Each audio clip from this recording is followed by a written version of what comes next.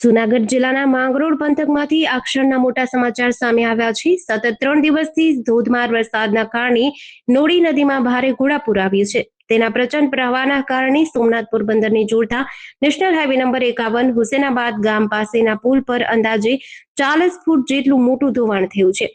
હાઈવેનો એક ભાગ સંપૂર્ણ ઘસી પડતા આ માર્ગ વાહન વ્યવહાર માટે તાત્કાલિક અસરથી બંધ કરાયો છે।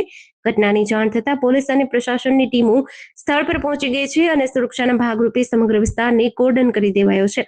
આ રસ્તાના સમારકામની કામગીરી યુદ્ધના ધોરણે કરવામાં આવી રહી છે। પ્રશાસને મુસાફરોને વૈકલ્પિક માર્ગોનો ઉપયોગ કરવા અપીલ કરી છે।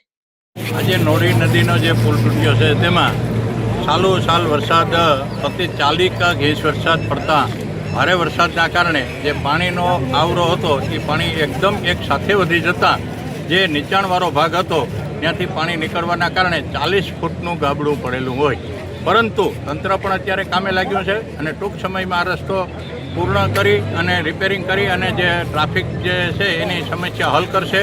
અને આ કુદરતી અને કૃત્રિમ નથી, આ કુદરતી આવરાના કારણે આવા બનાવો બનતા હોય અને વધારે વરસાદ પડતા આવું જે ઝાડા ઝાખરાઓ અને જે નારળીના થડો જે ફહાઈ જવાના કારણે પણ આ એક સાઈડ પાણીનો કારણે મોટી નુકસાની થતી હોય। માંગરોળ તાલુકાની જે નોડી નદી છે એમાં અતિશય 24 કલાક વરસાદને કારણે અતિશય ઘોડાપૂર આવવાના કારણે ત્યાં વેરાવળ પોરબંદર હાઈવે ઉપર મોટું ગાબડું 40 ફૂટ જેટલું પડી ગયેલું છે અને વાહન વ્યવહાર અત્યારે બંધ છે।